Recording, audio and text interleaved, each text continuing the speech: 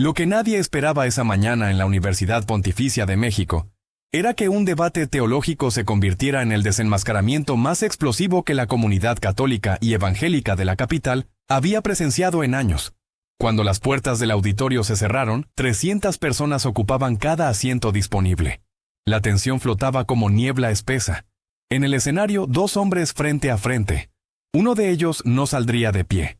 El padre Luis Toro llegó temprano al recinto de Tlalpan. Eran las 7 de la mañana del 31 de octubre de 2025, y las calles de la colonia Tlalpan Centro apenas comenzaban a despertar. El sacerdote venezolano caminó por el pasillo central del auditorio vacío, observando las hileras de butacas que en pocas horas estarían repletas. No había nerviosismo en su rostro. Llevaba más de una década debatiendo apologética en diversos países, enfrentando cuestionamientos agresivos sobre la Eucaristía, la Virgen María, el papado, los sacramentos. Había aprendido que la verdad no necesita gritos para imponerse. El debate había sido convocado 3 semanas atrás. Un pastor evangélico llamado Ezequiel Montes llevaba meses lanzando desafíos públicos a través de su congregación en Iztapalapa, una iglesia que había crecido exponencialmente en los últimos 5 años. Montes se había hecho conocido por su retórica incendiaria contra el catolicismo, por sus sermones donde llamaba idólatras a los católicos, donde ridiculizaba la confesión, donde afirmaba que la Iglesia de Roma era la gran ramera del Apocalipsis. Sus seguidores compartían los videos, que acumulaban miles de reproducciones. Cuando finalmente envió el reto formal al padre Toro para un debate sobre la autoridad de la Iglesia y la interpretación bíblica, el sacerdote aceptó sin dudar. La Universidad Pontificia prestó su auditorio. El evento se organizó con reglas claras. 2 horas de debate, moderador neutral, público mixto de ambas denominaciones, sin interrupciones. No habría transmisión externa. Solo los presentes serían testigos del intercambio. La comunidad católica vio en esto una oportunidad para defender su fe con argumentos sólidos. Los evangélicos de la congregación de Montes lo vieron como el día en que su pastor humillaría al representante del catolicismo. A las 8:30, el auditorio comenzó a llenarse. Familias católicas entraban por un lado, feligreses de Montes por el otro. Se saludaban con cortesía forzada, eligiendo sus asientos como ejércitos que se posicionan antes de la batalla. Entre el público había estudiantes de teología, curiosos, periodistas independientes con libretas, y un grupo de personas que nadie notó al principio. 3 mujeres jóvenes que se sentaron juntas en la fila 16, del lado derecho. Sus rostros mostraban una mezcla de determinación y miedo. El pastor Ezequiel Montes entró a las 9 menos cuarto. Era un hombre corpulento de 52 años, con una presencia imponente que llenaba cualquier espacio. Vestía traje oscuro, corbata roja, zapatos relucientes. Saludó efusivamente a sus seguidores, levantando las manos como un gladiador que entra a la arena. Sus fieles aplaudieron, algunos gritaron palabras de aliento. Montes sonrió con esa confianza que solo da sentirse respaldado por una multitud incondicional. El padre Toro subió al escenario sin aspavientos. No hubo aplausos ensordecedores del lado católico, solo un murmullo de respeto. El sacerdote se sentó en su lugar, ajustó el micrófono, abrió su Biblia. No llevaba notas adicionales. No las necesitaba. El moderador, un profesor de filosofía de la universidad, explicó las reglas. Cada participante tendría 20 minutos iniciales para exponer su postura. Luego 10 minutos de réplica. Después 5 rondas de preguntas directas de 5 minutos cada una. El tema central era la autoridad de la Iglesia y la interpretación de las Escrituras. Montes habló primero, su voz retumbó por los altavoces. La Biblia es clara, sola Escritura, solo la Escritura es autoridad en materia de fe. No necesitamos tradiciones humanas. No necesitamos a un papa que se cree infalible. No necesitamos rituales inventados por hombres corruptos en la Edad Media. La palabra de Dios es suficiente. Jesús nunca fundó una iglesia institucional. Nunca le dijo a Pedro que fuera papa. Nunca estableció el sacramento de la confesión. Todo eso son agregados, desviaciones, mentiras que alejaron a millones de la verdad pura del Evangelio. El público evangélico aplaudió con fervor. Montes continuó, cada frase una estocada calculada. Los católicos oran a María, a los santos, a estatuas de yeso. Eso es idolatría pura. Dios lo prohíbe en los 10 mandamientos. No tendrás imágenes, pero ellos las tienen en cada esquina, en cada hogar, besándolas, poniéndoles flores como si fueran dioses. Es paganismo disfrazado de cristianismo. Algunos católicos en el auditorio movieron la cabeza negativamente, incómodos. Otros apretaron los puños, pero nadie interrumpió. Montes terminó su exposición inicial con una declaración contundente.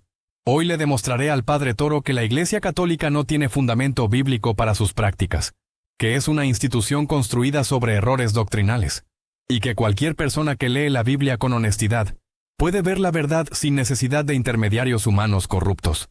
El silencio que siguió fue denso. El moderador le dio la palabra al Padre Toro. El sacerdote se puso de pie. No levantó la voz. No hizo gestos dramáticos. Habló con la serenidad de quien conoce profundamente lo que defiende. Hermano Ezequiel, agradezco tu pasión, pero la pasión sin conocimiento puede ser peligrosa. Has presentado objeciones que se escuchan con frecuencia y que nacen de malentendidos históricos y teológicos. Permíteme responder con calma, con claridad y con las mismas escrituras que ambos afirmamos respetar. El Padre Toro abrió su Biblia en Mateo 16. Jesús le dijo a Simón: Tú eres Pedro, y sobre esta roca edificaré mi iglesia, y las puertas del Hades no prevalecerán contra ella. Te daré las llaves del reino de los cielos. Todo lo que ates en la tierra quedará atado en el cielo, y todo lo que desates en la tierra quedará desatado en el cielo. Estas palabras no son ambiguas. Jesús estableció una estructura, una autoridad visible. Le dio a Pedro un rol único. Las llaves simbolizan autoridad, como en Isaías 22 cuando Dios le da las llaves de la casa de David a Eliakim. Es un cargo de mayordomía, de gobierno. La Iglesia Católica no inventó el papado, Cristo lo instituyó. Montes negó con la cabeza visiblemente, pero esperó su turno. Sobre la sola Escritura, continuó el Padre Toro, es una doctrina que surgió en el siglo XVI con la Reforma Protestante, pero la Biblia misma no enseña la sola Escritura. De hecho, en 2 de Tesalonicenses 2:15, Pablo escribe: Manténganse firmes y conserven las tradiciones que les enseñamos, de palabra o por carta. Pablo reconoce dos fuentes de enseñanza apostólica: la palabra escrita y la tradición oral. La Biblia, tal como la conocemos hoy, no existía completa en los primeros siglos. Fue la Iglesia Católica, en los concilios del siglo IV, la que definió qué libros eran inspirados y cuáles no. Si rechazas la autoridad de la Iglesia, entonces no tienes base para confiar en la misma Biblia que tienes en tus manos. Hubo murmullos entre los católicos. Algunos evangélicos fruncieron el ceño, incrédulos. Respecto a las imágenes, siguió el sacerdote, hay que entender el contexto del mandamiento. Dios prohibió la idolatría, adorar a ídolos falsos como dioses. Pero el mismo Dios ordenó a Moisés hacer imágenes de querubines para el Arca de la Alianza en Éxodo 25. Ordenó hacer una serpiente de bronce en Números 21 para sanar al pueblo. Las imágenes en sí no son pecado. Lo que importa es la intención del corazón. Los católicos no adoramos estatuas, veneramos a quienes representan. Así como tú guardas fotos de tus seres queridos, no porque adoras el papel, sino porque te recuerdan a quienes amas. El Padre Toro continuó respondiendo cada objeción de Montes con referencias bíblicas, históricas, patrísticas. Citó a Ignacio de Antioquía, discípulo de Juan el Apóstol, quien en el año 107 ya hablaba de la estructura episcopal de la Iglesia. Mencionó el Concilio de Jerusalén en Hechos 15, donde los apóstoles se reunieron para tomar decisiones doctrinales en comunidad, no basándose solo en interpretación individual. Explicó la Eucaristía con Juan 6, donde Jesús dice: Mi carne es verdadera comida y mi sangre es verdadera bebida. Y como los primeros cristianos desde el siglo I entendieron esto literalmente, no simbólicamente. Cuando terminó su exposición inicial, el público católico no aplaudió estruendosamente, pero había respeto en el silencio. Llegó el turno de las réplicas. Montes atacó con más agresividad. El problema del catolicismo es que antepone las tradiciones de hombres a la palabra de Dios. Jesús mismo lo denunció en Marcos 7. Invalidáis el mandamiento de Dios por vuestra tradición. Eso es exactamente lo que hace la Iglesia Católica. Inventaron el purgatorio para vender indulgencias. Inventaron la confesión auricular para controlar a las masas. Inventaron el celibato sacerdotal cuando 1 de Timoteo 3 dice claramente que el obispo debe ser esposo de una sola mujer. Todo es control, manipulación, poder. El Padre Toro esperó su turno con paciencia. Cuando habló, su tono seguía siendo calmado. Hermano Ezequiel, acusas de invención. Pero cada doctrina católica tiene raíces bíblicas y testimonio histórico de los primeros siglos. El purgatorio se entiende desde 2 de Macabeos 12, donde se ora por los muertos, y desde 1 de Corintios 3, donde Pablo habla de ser salvos como a través del fuego. La confesión tiene fundamento en Juan 20, donde Jesús sopla sobre los apóstoles y les dice: A quienes perdonen los pecados les serán perdonados. Les dio autoridad para perdonar en su nombre. Eso no es invención, es institución divina. Y sobre el celibato, es una disciplina, no un dogma. Pedro era casado, pero también Pablo era célibe, y en 1 Corintios 7 recomienda el celibato para quien pueda vivirlo, porque el que no se casa se preocupa de las cosas del Señor. La tensión aumentaba. Las réplicas se volvieron más directas, más personales. Montes comenzó a hablar más rápido, su rostro enrojecido. Ustedes los católicos han perseguido a los verdaderos cristianos durante siglos. La Inquisición quemó a creyentes bíblicos. La Iglesia se alió con dictadores, bendijo guerras, encubrió abusos. ¿Y ahora vienen a darnos lecciones de fe? Su institución está podrida desde adentro. El Padre Toro no perdió la compostura. La Iglesia está compuesta por seres humanos pecadores. Eso no es un secreto. Hemos cometido errores terribles a lo largo de la historia, pero eso no invalida la verdad de Cristo que custodiamos. Jesús eligió a Judas como apóstol y Judas lo traicionó. ¿Eso significa que los otros 11 no eran legítimos? Pedro negó a Cristo 3 veces. Eso anula su rol como líder. La santidad de la Iglesia no depende de la perfección de sus miembros, sino de la fidelidad a Cristo, su fundador. Llegaron las rondas de preguntas directas. Montes preguntó sobre el papel de María. El Padre Toro explicó la diferencia entre adoración y veneración. Citó Lucas 1, donde Isabel llama a María bendita entre todas las mujeres, y el Magnificat, donde María misma profetiza que todas las generaciones la llamarán bienaventurada. Montes preguntó sobre el papado. El Padre Toro habló de la sucesión apostólica, de Mateo 16, de Juan 21, donde Jesús le dice a Pedro, apacienta mis ovejas. Cuando le tocó preguntar al Padre Toro, fue directo pero respetuoso. Hermano Ezequiel, tú afirmas que solo la Biblia es suficiente. Pero dime, ¿quién tiene la autoridad para interpretarla correctamente? Existen más de 40,000 denominaciones protestantes que leen la misma Biblia y llegan a conclusiones contradictorias sobre el bautismo, sobre la salvación, sobre la Eucaristía, sobre el fin de los tiempos. Si cada quien interpreta libremente, ¿cómo podemos saber quién tiene razón? ¿No dijo Pedro en 2 de Pedro 3 que hay cosas en las cartas de Pablo difíciles de entender? Que los ignorantes e inestables tuercen para su propia perdición. Montes respondió con frases ensayadas sobre el Espíritu Santo guiando a cada creyente sincero. Pero su respuesta sonaba hueca, repetitiva. El Padre Toro no presionó más. Simplemente asintió y dejó que la respuesta hablara por sí misma. Eran casi las 11 de la mañana. El debate llevaba casi 2 horas. El moderador anunció que quedaban 10 minutos para declaraciones finales de cada participante. Montes se veía frustrado. No había logrado poner al Padre Toro contra las cuerdas. El sacerdote había respondido cada objeción con serenidad, con conocimiento, con caridad. El público evangélico estaba más callado que al inicio. Algunos incluso parecían confundidos, cuestionándose cosas que siempre habían dado por sentadas. Montes se preparaba para su cierre cuando las puertas traseras del auditorio se abrieron. Las 3 mujeres que habían estado sentadas en la fila 16 se pusieron de pie. Una de ellas levantó la mano. Disculpen, necesitamos hablar. El moderador, sorprendido, miró al pastor y al sacerdote. Montes se tensó visiblemente. El color abandonó su rostro. Esto no es parte del debate, dijo con voz temblorosa. Esto es una falta de respeto al formato. Pero la mujer que había hablado, de unos 25 años, comenzó a caminar hacia el frente. Las otras 2 la siguieron. El auditorio quedó en silencio absoluto. Mi nombre es Andrea Fuentes, esta es mi hermana Valeria y nuestra amiga Rocío. Las 3 fuimos miembros de la Congregación Luz del Redentor en Iztapalapa. La iglesia del pastor Ezequiel Montes. Montes se levantó bruscamente. No voy a permitir esto. Esto es un circo, una trampa. Exijo que se detenga. Pero el Padre Toro levantó la mano. Hermano Ezequiel, si estas personas tienen algo que decir, escuchémoslas. La verdad no teme a la luz. Andrea Fuentes llegó al frente del escenario. Sacó un sobre de su bolso. Su voz temblaba, pero sus palabras eran claras. Durante 3 años, el pastor Montes abusó de nosotras. Nos manipuló usando su autoridad espiritual. Nos decía que Dios le había revelado que debíamos someternos a él, que era parte de nuestra santificación. Teníamos 16, 17 años cuando empezó. Nos amenazaba con que si hablábamos, Dios nos castigaría, que nuestras familias sufrirían. En este sobre hay mensajes, pruebas, testimonios de otras 4 mujeres que no tuvieron el valor de venir hoy pero que también fueron víctimas. El auditorio estalló. Gritos, exclamaciones de horror, incredulidad.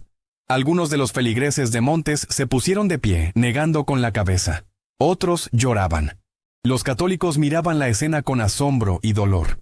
Montes intentó hablar. Esto es una difamación orquestada. Estas mujeres están mintiendo. Esto es un complot de la Iglesia Católica para destruirme. Pero Valeria, la segunda mujer, subió al escenario con su teléfono en la mano. Tengo grabaciones. Conversaciones donde nos pedías que nos reuniéramos contigo a solas en tu oficina.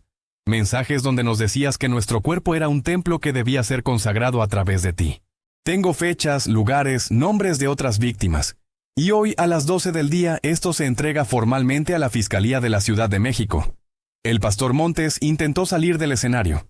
2 hombres de su congregación lo detuvieron no para protegerlo, sino para exigirle respuestas. Uno de ellos, un hombre mayor que parecía ser líder de la iglesia, lo agarró del brazo. Ezequiel, dime que esto no es verdad. Dime que están mintiendo. Montes miraba al suelo. Su silencio lo delataba. Rocío, la tercera mujer, habló con lágrimas en los ojos. Vine hoy porque sabía que él estaría aquí. Porque sabía que no podría esconderse detrás de su púlpito. Porque quería que todos vieran quién es realmente el hombre que los ha estado guiando. No voy a permitir que siga destruyendo vidas. No voy a callarme más. El padre Toro bajó del escenario y caminó hacia las 3 mujeres. No dijo nada por un momento. Solo las miró con compasión profunda. Hermanas, lamento muchísimo lo que han sufrido. Nadie merece ser abusado, mucho menos en el nombre de Dios. Eso es la peor blasfemia que puede cometer un líder espiritual. Quiero que sepan que la iglesia está con ustedes, que las apoyaremos en lo que necesiten. Andrea lo miró con ojos llenos de lágrimas. Gracias, Padre. Necesitábamos que alguien nos creyera. Necesitábamos que esto saliera a la luz. El moderador no sabía qué hacer. Pidió calma. El auditorio era un caos. Algunos feligreses de Montes rodeaban al pastor, exigiendo explicaciones.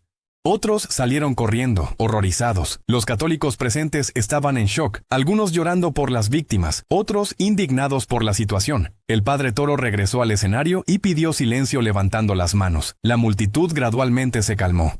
Hermanos, lo que acabamos de presenciar es doloroso. Es trágico. Pero también es una lección que no podemos ignorar. Hoy vinimos a debatir sobre autoridad, sobre verdad, sobre la iglesia. Y lo que hemos aprendido es que ninguna institución, ningún líder, ninguna denominación está exenta de la corrupción humana cuando olvida que el poder espiritual no es para dominar, sino para servir. Hizo una pausa. Su voz se quebró ligeramente. Jesús dijo que por sus frutos los conoceréis. Un árbol bueno no puede dar frutos malos.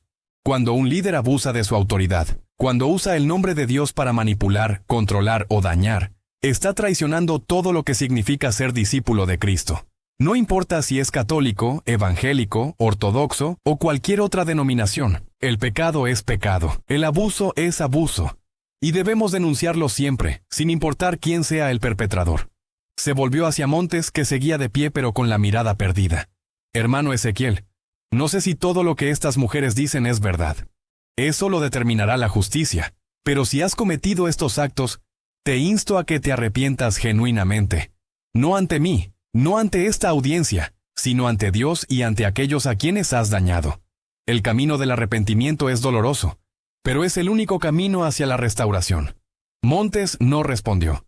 Su abogado, que estaba entre el público, subió al escenario y lo sacó rápidamente del auditorio por una puerta lateral. La congregación del pastor quedó dividida, algunos defendiéndolo, otros devastados por la revelación. El padre Toro volvió a dirigirse al público. No voy a dar una declaración final sobre el debate. Ya no es relevante. Lo que es relevante es que 3 mujeres valientes han alzado la voz, que la verdad ha salido a la luz, y que todos nosotros, como comunidad de fe, tenemos la responsabilidad de proteger a los vulnerables, de escuchar a las víctimas, de no permitir que estos abusos queden ocultos. Miró a los católicos presentes.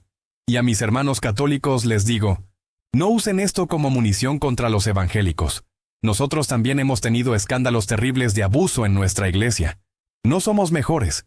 Lo que debemos hacer es unirnos en la verdad, en la justicia, en la protección de los inocentes. Luego miró a los evangélicos que quedaban. Y a ustedes, hermanos separados, les digo con respeto, no juzguen a toda su comunidad por las acciones de un hombre. Pero tampoco cierren los ojos. Exijan transparencia. Exijan rendición de cuentas. No idolatren a sus líderes. Todos somos humanos. Todos podemos caer. El auditorio estaba en silencio. Algunas personas lloraban, otras oraban. El padre Toro cerró su Biblia. Que Dios tenga misericordia de todos nosotros. Que nos enseñe a ser dignos de la confianza que depositan en nosotros. Y que nunca, nunca usemos su nombre para hacer daño. Amén. Salió del escenario sin esperar respuesta. Las 3 mujeres lo siguieron, acompañadas por varios miembros de la universidad que se ofrecieron a protegerlas y asistirlas. Afuera del auditorio, la prensa comenzaba a llegar. Las noticias se filtraban rápidamente por redes sociales. Mientras tanto, adentro del recinto, católicos y evangélicos se mezclaban por primera vez. No en debate, no en confrontación, sino en lamento compartido. Algunos se abrazaban, otros simplemente se sentaban juntos en silencio. El debate que iba a dividir había terminado uniendo a personas en el reconocimiento de una verdad incómoda, que cuando la fe se usa como arma, cuando el poder corrompe el mensaje, las víctimas son siempre los más débiles. En una pequeña sala lateral, el padre Toro se reunió con Andrea, Valeria y Rocío. Les ofreció agua, les preguntó si necesitaban algo. Una abogada católica especializada en víctimas de abuso que estaba en el público, se acercó y ofreció sus servicios pro bono. Un psicólogo de la universidad también se ofreció para acompañamiento terapéutico. Andrea miró al sacerdote. Pensé que usted iba a defenderse, que iba a aprovechar esto para atacar a los evangélicos. El padre Toro negó con la cabeza. Eso sería traicionar el evangelio. Cristo no vino a condenar sino a salvar. Mi trabajo no es ganar debates, sino defender la verdad. Y la verdad hoy es que ustedes han sufrido. Eso es lo único que importa en este momento. Rocío se secó las lágrimas. ¿Sabe qué fue lo que nos dio el valor para venir? Fue verlo a usted en videos anteriores. Cómo habla con respeto incluso de quienes lo atacan. Cómo defiende la fe sin odiar a nadie. Pensamos que si había un lugar donde seríamos escuchadas sin ser juzgadas, era frente a alguien así. El sacerdote venezolano sintió un nudo en la garganta. Se arrodilló para estar a la altura de las 3 mujeres que estaban sentadas. Ustedes son más valientes que yo. Lo que hicieron hoy va a salvar a otras personas, va a evitar que más mujeres sufran. Eso es heroísmo verdadero. Valeria habló por primera vez directamente al padre. ¿Qué va a pasar ahora? Ahora, respondió el sacerdote. Vamos a asegurarnos de que la justicia se cumpla. Vamos a acompañarlas en el proceso legal. Vamos a conectarlas con una red de apoyo. Y vamos a orar. Porque ustedes necesitan sanación. Y eso solo viene de Dios. Afuera del auditorio, algunos periodistas intentaban entrevistar a los asistentes que salían. Los feligreses de Montes estaban divididos. Algunos defendían a su pastor fervientemente, llamando a las mujeres mentirosas. Otros estaban en shock, cuestionando todo lo que habían creído. Un hombre mayor, que había sido diácono en la congregación durante 10 años, habló frente a las cámaras con lágrimas en los ojos.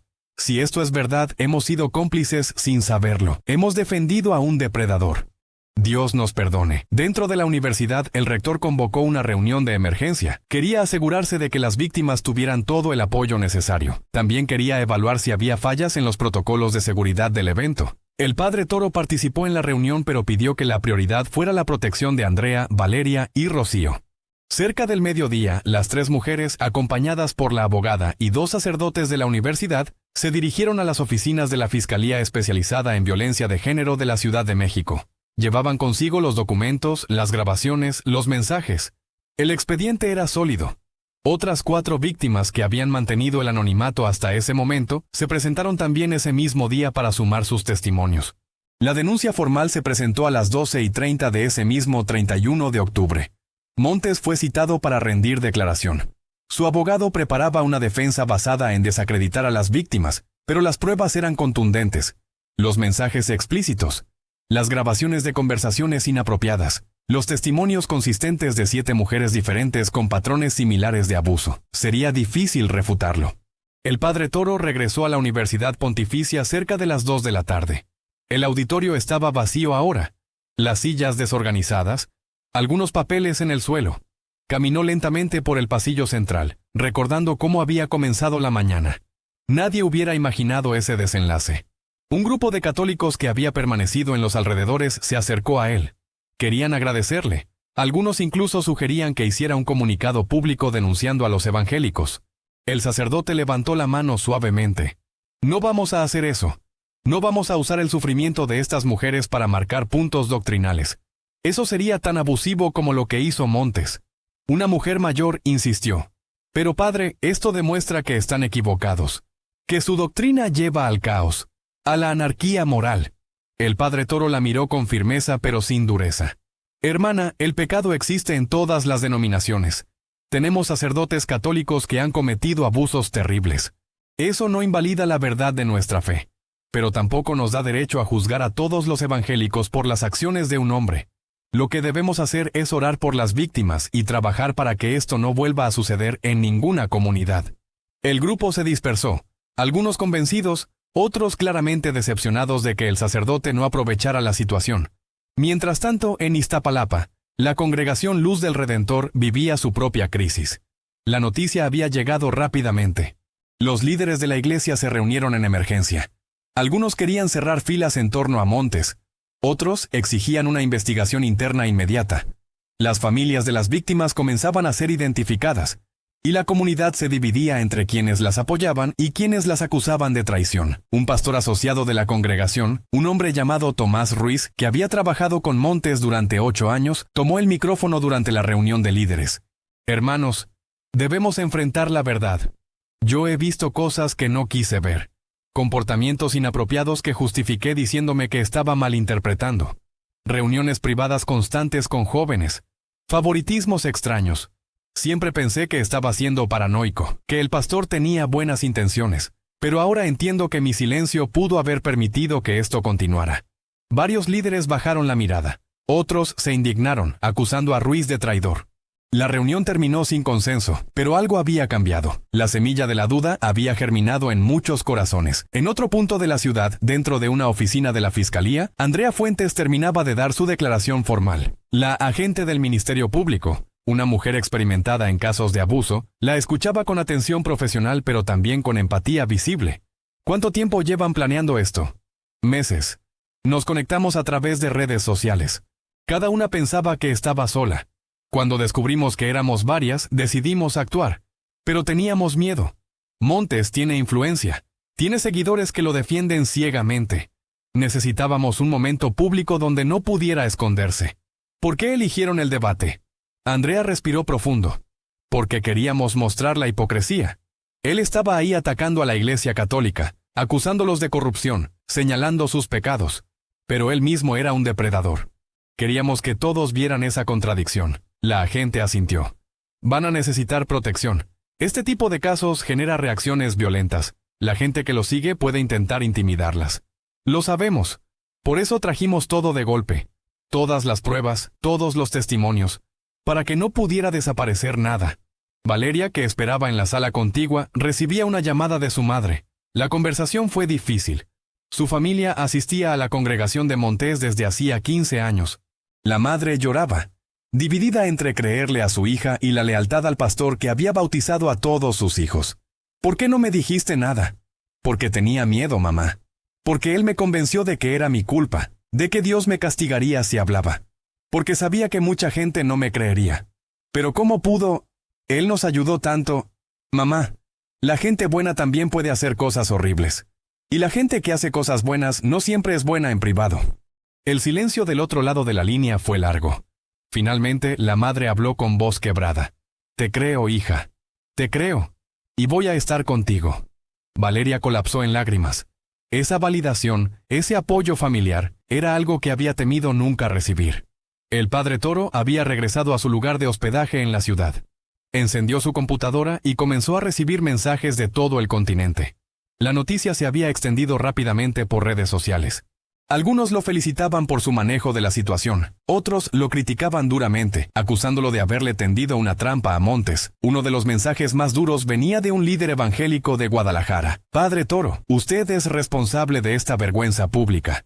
Organizó este debate para humillar a nuestro hermano. Esto es persecución religiosa disfrazada. El sacerdote leyó el mensaje sin alterarse. No respondió de inmediato. En cambio, escribió una reflexión que publicó en su página personal. Hermanos, lo ocurrido esta mañana no fue un triunfo para nadie. No fue una victoria del catolicismo sobre el protestantismo. Fue la revelación dolorosa de que el pecado no respeta denominaciones. Como cristianos, nuestra respuesta debe ser de justicia, misericordia y verdad. Justicia para las víctimas, misericordia para quienes han sido heridos, verdad para que estos abusos no queden ocultos. No usemos este momento para dividirnos más, usémoslo para unirnos en la defensa de los vulnerables. El texto se compartió miles de veces en las siguientes horas. Generó respuestas mixtas. Algunos evangélicos lo agradecieron por no aprovechar la situación para atacarlos. Otros católicos lo criticaron por ser demasiado suave. Pero la mayoría de las personas, más allá de su denominación, reconocían la sabiduría en sus palabras. En la sede de la Congregación Luz del Redentor, los ancianos de la iglesia tomaron una decisión difícil. Suspendieron a Montes de todas sus funciones pastorales hasta que se esclareciera la situación. Emitieron un comunicado breve pero significativo. Como líderes de esta congregación, tomamos con extrema seriedad las acusaciones contra el pastor Ezequiel Montes. Cooperaremos plenamente con las autoridades. Nuestra prioridad es la verdad y el bienestar de todas las personas involucradas. Pedimos oración y sabiduría en estos momentos difíciles. No fue suficiente para muchos. Varias familias abandonaron la congregación ese mismo día, pero otros, especialmente quienes habían conocido a las víctimas, se quedaron para apoyar el proceso de sanación. El pastor Tomás Ruiz, quien había hablado en la reunión de líderes, buscó al padre Toro a través de contactos comunes. Quería reunirse. El sacerdote aceptó. Se encontraron en un café discreto cerca de Coyoacán a media tarde. Ruiz llegó con los ojos rojos, visiblemente devastado. Padre Toro, necesito confesarle algo. Yo sabía. No todo, pero sabía que algo no estaba bien. Vi señales. Escuché rumores. Y callé porque era más fácil creer que eran mentiras que enfrentar la verdad. El padre Toro no lo juzgó. Hermano Tomás, el silencio cómplice es uno de los pecados más comunes en nuestras comunidades. No eres el único. En la Iglesia Católica hemos tenido obispos que supieron de abusos y no actuaron. Es una falla humana devastadora. ¿Qué hago ahora? ¿Cómo puedo reparar el daño? Apoya a las víctimas. Habla públicamente si es necesario. Asegúrate de que tu congregación implemente protocolos de protección reales. Y sobre todo, no permitas que esto vuelva a suceder bajo tu vigilancia. Ruiz asintió, agradecido por la orientación. ¿Puedo preguntarle algo? ¿Usted sabía lo que iba a pasar esta mañana? El padre Toro negó con la cabeza. No tenía idea. Vine preparado para debatir teología. No esperaba esto. Pero cuando sucedió, supe que mi rol no era aprovechar la situación, sino proteger a las víctimas. ¿No sintió satisfacción? Digo, él lo ha atacado públicamente durante meses. Sentí tristeza. Tristeza por esas mujeres. Tristeza porque un hombre que debió pastorear destruyó vidas. Tristeza porque muchas personas perderán su fe por culpa de esto. No hay satisfacción en el sufrimiento de nadie. Ruiz se quedó en silencio por un momento largo. Me gustaría aprender más sobre su fe. Sobre cómo la Iglesia Católica maneja estas situaciones. No para convertirme necesariamente, sino para entender mejor. Siempre es bienvenido, hermano. Las puertas están abiertas. Se despidieron con un abrazo. Era un gesto pequeño pero significativo. Un pastor evangélico y un sacerdote católico. Unidos no por doctrina sino por el compromiso compartido con la verdad y la justicia. Al caer la tarde, Andrea, Valeria y Rocío se reunieron en casa de la abogada que las estaba representando. Estaban agotadas emocional y físicamente, pero también había un alivio palpable. Habían hablado, habían sido escuchadas. El secreto que las había aplastado durante años finalmente estaba en la luz. ¿Qué piensan que va a pasar?, preguntó Rocío. La abogada, una mujer de unos 40 años con experiencia en decenas de casos similares, fue honesta. El proceso será largo. Montes tiene recursos, tiene abogados. Intentarán desacreditarlas. Cuestionarán sus motivos, su moral, su credibilidad. Pero ustedes tienen pruebas sólidas y tienen el apoyo de otras víctimas. Eso es poderoso. ¿Irá a prisión? Si se demuestra todo lo que han declarado, sí. Los cargos son graves. Abuso de autoridad, abuso sexual de menores, manipulación psicológica. Estamos hablando de años de cárcel. Andrea se abrazó a sí misma. No quiero venganza. Solo quiero que no pueda hacerle esto a nadie más. Eso es justicia, no venganza, respondió la abogada. Y es exactamente lo que vamos a buscar. Esa noche, el padre Toro celebró una misa privada en la capilla de la Universidad Pontificia. Asistieron algunas de las personas que habían estado en el debate, incluyendo estudiantes, profesores y miembros de la comunidad católica local. En su homilía, el sacerdote habló sobre la parábola del buen samaritano. Hoy vimos a 3 mujeres heridas al costado del camino. Muchos pasaron junto a ellas durante años sin detenerse. Algunos porque no querían ver, otros porque era incómodo involucrarse.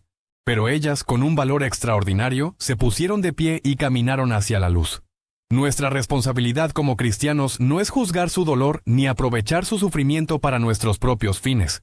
Nuestra responsabilidad es ser como el samaritano, detenernos, vendar sus heridas, llevarlas a un lugar seguro y asegurarnos de que reciban la atención que necesitan. Después de la misa, varios jóvenes se acercaron al padre Toro. Una chica de unos 18 años, estudiante de teología, le habló con lágrimas en los ojos. «Padre, yo también fui abusada. No en una iglesia, pero por alguien en quien confiaba. Ver lo que pasó hoy me dio esperanza de que tal vez pueda hablar también».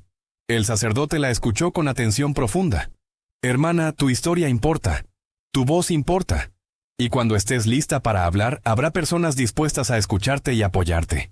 ¿Por qué Dios permite que estas cosas pasen?». Era la pregunta que todos se hacían. El padre Toro no ofreció una respuesta fácil. «No lo sé completamente. El misterio del mal es algo que los teólogos han debatido durante siglos. Pero lo que sí sé es que Dios no causa el mal. El mal viene de nuestra libertad mal usada, de nuestro pecado.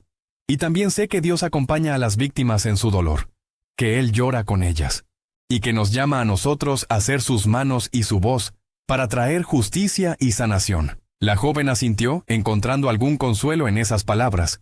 En su casa, Ezequiel Montes se enfrentaba a su propia crisis. Su esposa, que había estado en negación durante horas, finalmente lo confrontó. Las evidencias eran demasiado claras, demasiado abundantes para ignorarlas. «¿Cómo pudiste?», le preguntó entre sollozos. «¿Cómo pudiste hacerle esto a esas niñas, a nuestra familia, a Dios?». Montes no tenía respuesta, o más bien no tenía excusa. Durante años había justificado sus acciones con retórica espiritual retorcida, convenciéndose a sí mismo de que era especial, de que las reglas normales no aplicaban para él. Pero ahora, enfrentado a las consecuencias, toda esa justificación se desmoronaba. «No sé qué decir. Empieza por la verdad». «Lo hiciste». El silencio fue su respuesta. Su esposa tomó a sus 3 hijos y se fue de la casa esa misma noche.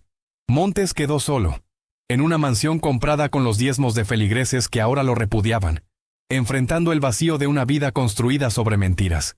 En las redes sociales el debate explotaba. Etiquetas sobre justicia para las víctimas se volvieron tendencia. Pero también surgieron movimientos defendiendo a Montes, acusando a las mujeres de ser agentes católicos, de estar mintiendo por dinero o fama. La polarización era predecible pero dolorosa. El padre Toro, viendo esa división, grabó un video corto que publicó en sus plataformas. «Hermanos, en momentos como estos, el enemigo no es el católico ni el evangélico. El enemigo es el pecado, el abuso, la mentira. Por favor, no usen este momento para atacarse mutuamente. Usen este momento para reflexionar sobre cómo proteger mejor a los vulnerables en sus propias comunidades. Cada denominación tiene responsabilidad de transparencia, de protección, de justicia. Trabajemos juntos en eso». El mensaje tuvo millones de vistas. Algunos lo ignoraron, pero muchos lo tomaron en serio. En diferentes ciudades de México, líderes católicos y evangélicos comenzaron a convocar reuniones conjuntas para discutir protocolos de protección infantil y de víctimas de abuso. Era un primer paso pequeño pero significativo. Las 3 víctimas, mientras tanto, comenzaban el largo camino de sanación, con terapia, con apoyo legal, con el respaldo de sus familias y de nuevas comunidades que las acogían sin juzgarlas. No sería fácil. Las heridas del abuso son profundas y duraderas. Pero por primera vez en años tenían esperanza de que podían recuperar sus vidas. En las semanas siguientes, Montes fue formalmente acusado por la fiscalía. Se le negó la libertad bajo fianza debido al riesgo de fuga y a la gravedad de los cargos. Su congregación se fragmentó completamente. Algunos formaron una nueva iglesia bajo el liderazgo de Tomás Ruiz, comprometidos a una cultura de transparencia y protección. Otros se dispersaron, algunos dejando la fe completamente, desilusionados por lo que habían visto. El padre Toro continuó su ministerio, visitando otras ciudades, debatiendo cuando era necesario, pero siempre con el mismo espíritu que había mostrado esa mañana. Nunca usó el caso de Montes como munición contra los evangélicos. De hecho, en debates posteriores, cuando algunos católicos intentaban mencionarlo como prueba de la superioridad moral del catolicismo, el sacerdote los detenía inmediatamente. «No somos mejores. Solo somos diferentes en doctrina, pero igualmente capaces de fallar moralmente. La humildad debe ser nuestra postura». Las 3 mujeres, con el tiempo, se convirtieron en activistas. Viajaban dando charlas en iglesias, universidades, organizaciones, contando su historia y enseñando a otras víctimas que tenían derecho a ser escuchadas. Su valentía inspiró a decenas de otras personas a denunciar abusos similares en diferentes contextos. El debate que iba a ser sobre doctrina terminó siendo sobre algo más fundamental, sobre dignidad humana, sobre justicia, sobre la responsabilidad de los líderes espirituales de proteger en lugar de dañar. Y aunque el dolor fue inmenso, algo cambió en la comunidad cristiana de México esa mañana. Una conversación incómoda pero necesaria había comenzado. El padre Toro, reflexionando sobre lo ocurrido, escribió en su diario personal algo que nunca publicó, pero que resumía su sentir. Vine a defender la verdad doctrinal y terminé defendiendo la verdad más básica de todas, que cada persona, especialmente los vulnerables, merecen ser tratados con dignidad, respeto y amor. Si nuestra teología no nos lleva a eso, entonces nuestra teología está vacía. La historia de esa mañana no terminó con respuestas fáciles ni con finales perfectamente cerrados. La vida real rara vez lo hace. Pero terminó con algo igual de valioso. Con verdad expuesta, con víctimas validadas, con una comunidad forzada a confrontar sus propias fallas, y con la esperanza de que las próximas generaciones serían más sabias, más compasivas, más vigilantes en proteger a los inocentes. El juicio de Montes comenzó 3 meses después. El caso había generado atención nacional. Medios de comunicación acampaban frente al juzgado. Las 3 mujeres llegaron acompañadas de sus familias, de la abogada y del padre Toro, quien había insistido en estar presente para apoyarlas. Durante el proceso, la defensa intentó desacreditar a las víctimas con tácticas predecibles. Cuestionaron su historial, su comportamiento, sugirieron que habían sido seducidas y no manipuladas, pero las pruebas eran contundentes. Los mensajes explícitos, las grabaciones de conversaciones donde Montes usaba lenguaje claramente manipulador, citando escrituras de forma retorcida, los testimonios consistentes de 7 víctimas diferentes. Un momento crucial llegó cuando Tomás Ruiz testificó. Habló de las señales que ignoró, de las veces que vio comportamientos inapropiados y eligió no cuestionar. Su testimonio fue devastador para la defensa porque venía de alguien cercano a Montes, alguien que no tenía motivos para mentir. El jurado deliberó durante 2 días. Cuando regresaron con el veredicto, el silencio en la sala era absoluto. Culpable en todos los cargos. Montes recibió una sentencia de 18 años de prisión. No mostró emoción cuando la jueza leyó el fallo. Simplemente bajó la cabeza. Andrea, Valeria y Rocío se abrazaron llorando. No eran lágrimas de alegría exactamente, sino de alivio profundo. Habían sido creídas. La justicia, aunque tardía e imperfecta, había llegado. Afuera del juzgado, los medios las rodearon. Andrea habló brevemente frente a las cámaras. Esto no es solo por nosotras, es por todas las víctimas que todavía tienen miedo de hablar. Queremos que sepan que pueden hacerlo, que serán escuchadas, que el silencio protege a los abusadores. Pero la verdad los derrota. El padre Toro estaba junto a ellas, pero se mantuvo en segundo plano. No era su momento, era de ellas. Esa noche, el sacerdote cenó con Tomás Ruiz en un restaurante tranquilo de la Roma Norte. El pastor evangélico había perdido peso, se veía cansado, pero también había una paz en su rostro que no tenía meses atrás. «Hice lo correcto, ¿verdad?», preguntó Ruiz.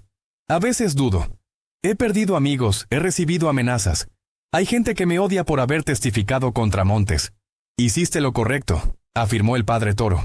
«Y el costo de hacer lo correcto muchas veces es alto. Pero al final del día, cuando te mires al espejo, podrás vivir contigo mismo. Eso vale más que la aprobación de quienes prefieren la comodidad de la negación». Ruiz asintió tomando un trago de café. «He estado leyendo sobre la Iglesia Católica, sobre los padres de la Iglesia, sobre la historia del cristianismo primitivo. Hay cosas que nunca me enseñaron en mi formación teológica, cosas que me hacen cuestionar muchas de mis certezas. Eso es bueno. Cuestionar es parte de crecer. No tienes que convertirte al catolicismo, hermano. Pero si tu búsqueda de la verdad te lleva en esa dirección, las puertas están abiertas, y si no, seguiremos siendo hermanos en Cristo». ¿Cómo puede tener esa generosidad? Después de todo lo que su iglesia ha sufrido de ataques evangélicos, el padre Toro sonrió. «Porque Cristo nos mandó a amar incluso a nuestros enemigos. Y ustedes no son mis enemigos, son hermanos separados. Hay diferencias doctrinales reales y serias. Pero hay más cosas que nos unen que las que nos separan. Creemos en el mismo Dios Trino, en la salvación por Cristo, en la resurrección, en la Biblia como palabra de Dios. Las diferencias en cómo interpretamos ciertos puntos no deben hacernos olvidar lo esencial». Ruiz se quedó pensativo. «Ojalá hubiera más gente como usted en ambos lados. La hay. Solo que los moderados rara vez son los que más se escuchan. Los extremos son más ruidosos. Pero hay millones de católicos y evangélicos que solo quieren amar a Dios, servir a su prójimo y vivir en paz. Esos son la mayoría silenciosa. Terminaron la cena con una oración juntos. Ruiz oró en su estilo evangélico, espontáneo y personal. El padre Toro oró con las palabras del Padre Nuestro. Ambas oraciones subieron al mismo cielo. 6 meses después del juicio, Andrea Fuentes dio una charla en la Universidad Pontificia. El mismo auditorio donde todo había comenzado estaba lleno nuevamente.